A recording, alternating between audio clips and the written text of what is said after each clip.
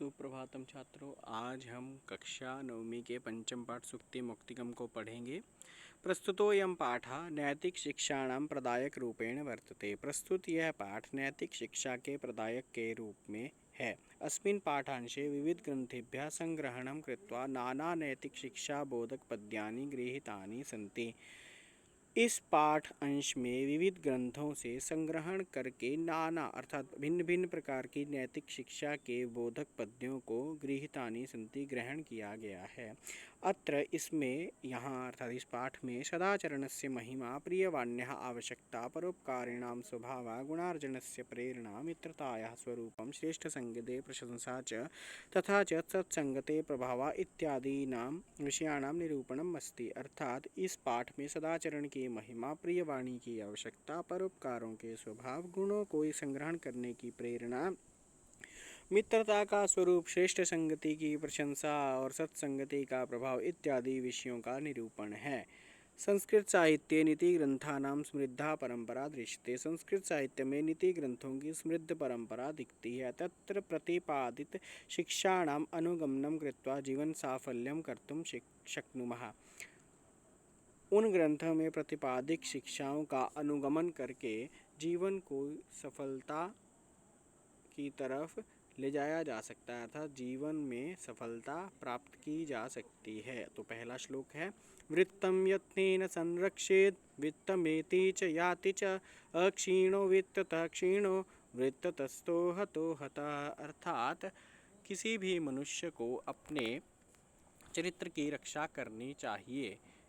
और वित्तमेति च याति च, धन तो आता और जाता है। अक्षीणो वित्ततः क्षीणो, अर्थात अक्षीण धन वाला तो क्षीण है। वृत्ततस्तु हतो हतः, अर्थात जिसका चरित्र चला गया वह तो मर ही गया। अर्थात यदि धन चला जाए तो कोई समस्या नहीं है, दोबारा कमाया जा सकता है, परंतु यदि चरित्र चला गया तो वह मरे हुए के समान है। यह श्लोक मनुस्मृति से लिया गया है। द्वितीय श्लोक है विदुर नीति से लिया हुआ। श्रूयतां धर्म सर्वस्वं श्रुत्वा चैव वधार्यताम् आत्मनः प्रतिकूलानि परेषां न समाचरेत्। अर्थात श्रूयताम धर्म सर्वस्वम, धर्म का सार सबसे सुनना चाहिए, चैव अवधारतम और सुनकर ही, श्रुत्वा सुनकर ही उसको धारण करना चाहिए। आत्मनः प्रतिकूलानि, स्वयं से प्रतिकूल अर्थात अपने से प्रतिकूल या जो अपने लिए नहीं चाहते हो, परायशाम न समाचरित दूसरों के लिए भी आचरित नहीं करना चाहिए। प्रिय वाक्य प्रदानेन सर्वे तुष्यन्ति जन्तवः तस्मात् तदेव वक्तव्यम वचने का दरिद्रता। यह श्लोक चाणक्य नीति से लिया गया है।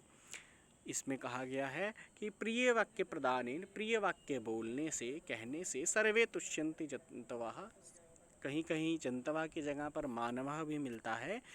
प्रिय वाक्य कहने से सभी मनुष्य या सभी प्राणी खुश होते हैं। तस्मात् तदेव वक्तव्यम, इसलिए वह ही बोलने चाहिए। वचने का दरिद्रता, अर्थात प्रिय बोलने में कंजूसी क्यों।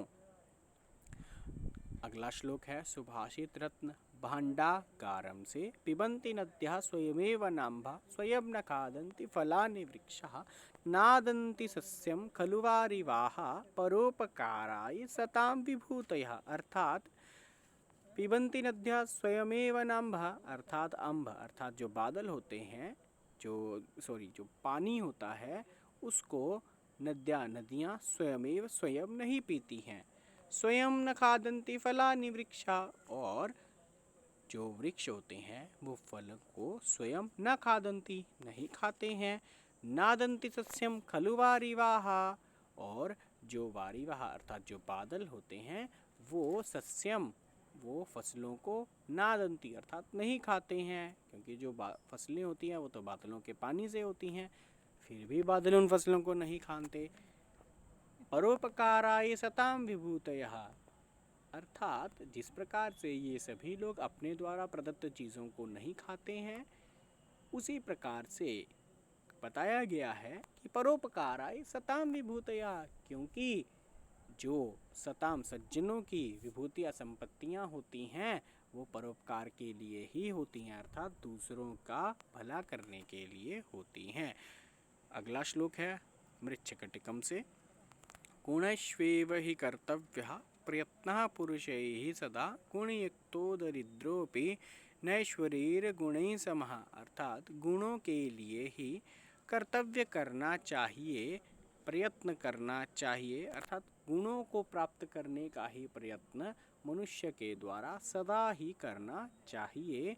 गुणयुक्तो दरिद्रोऽपि नैश्वरेर गुणे समा। अर्थात गुणों से युक्त गरीब व्यक्ति भी अमीर परंतु गुणों से रहित व्यक्ति के समान नहीं होता, अर्थात उससे भी ऊंचा होता है। माने कि दरिद्र व्यक्ति यदि गुण है और कोई गरीब व्यक्ति है जिसमें बहुत गुण है और कोई अमीर व्यक्ति है जिसमें गुण नहीं है, उस अमीर व्यक्ति से कहीं ज़्यादा बेहतर वो पैसे से रहित परंतु गुणों से युक्त गरीब व्यक्ति होता है। अगला श्लोक है नीति शतकम से। आरंभ गुरुवी क्षैणी क्रमेण लघ्वी पुरा वृद्धिमती च पश्चात दिनस्य पूर्वार्ध परार्ध भिन्ना छायेव मैत्री खल सज्जनानाम। इस श्लोक को ध्यान से सुनेंगे। आरंभ गुरुवी अर्थात शुरू में लंबी, क्षैणी क्रमेण और धीरे धीरे क्षय को प्राप्त हो जाती है। लघ्वी पुरा वृद्धिमिति च पश्चात अर्थात पहले लघ्वी अर्थात छोटी और वृद्धिमती च पश्चात और बाद में बढ़ती है। दिनस्य पूर्वार्ध परार्ध भिन्ना, दिन के पूर्वार्ध में जिस प्रकार और दिन के पूर्वार्ध में जिस प्रकार छाया रहती है और उस छाया से परार्थ भिन्ना और परार्थ में जिस प्रकार की छाया रहती है, अर्थात छायेव मैत्री खल सज्जना नाम। अर्थात जो छाया सुबह के समय लंबी होती है, धीरे धीरे कम हो जाती है और परार्ध में छाया अर्थात दिन के 12 बजे छाया छोटी होती है परंतु धीरे धीरे बड़ी हो जाती है, उसी प्रकार की मैत्री खल और सज्जनों की होती है। अर्थात जो बुरे लोगों की मित्रता होती है वो सुबह की छाया के समान होती है, पहले बड़ी लगती है और फिर धीरे धीरे छोटी हो जाती है। इसी प्रकार से सज्जनों की जो मित्रता होती है पहले वह कम आकर्षक और छोटी लगती है परंतु धीरे धीरे वह परार्ध की अर्थात दिन के 12 बजे के बाद की छाया की तरह धीरे धीरे बड़ी हो जाती है। यह नीति शतक से लिया गया है श्लोक। यत्र कुत्रापि गता भवेयु हंसा महिमंडल मंडनाये हारिस्तु तेषां हि सरोवराणाम येषां मरालय सह विप्रयोगः। अर्थात जहाँ कहीं भी, यत्रापि कुत्रापि जहाँ भी कहीं भी, गता भवेयु जाएं हंसा हंस, महिमंडल मंडनाय वो पृथ्वी को क्या कर देते हैं, सजा देते हैं। हानिस्तु तेषां हि सरोवराणाम, परंतु हानि तो उन सरोवरों की ही होती है। येषां मरालय सह विप्रयोगः, जो जिनका मरालय सह विप्रयोगः हंसों से विप्रयोग अर्थात विरह हो जाता है। अर्थात हंसों का तो कुछ नहीं जाता। अर्थात यहाँ से सीखना है कि जो गुणी व्यक्ति होती है वो तो कहीं भी जाकर उस स्थान को सुशोभित कर देते हैं परंतु नुकसान तो उस भूमि का होता है जिसको वो छोड़कर जाते हैं। गुणा गुणज्ञेषु गुणा भवन्ति ते निर्गुणं प्राप्य भवन्ति दोषः आस्वाद्यतो यः प्रवहन्ति नद्यः समुद्रमासाद्य भवन्त्यपेयः। प्रस्तुत श्लोक हितोपदेश से लिया गया है। इसमें कहा गया है कि गुण जो है गुणज्ञेषु गुणा भवन्ति, अर्थात गुण गुणी लोगों में रहकर गुण होते हैं अर्थात गुण रहते हैं। ते निर्गुणम प्राप्य और वे निर्गुणों को अर्थात बुरों को प्राप्त करके भवन्ति दोषः बुरा बन जाते हैं अर्थात दोष बन जाते हैं।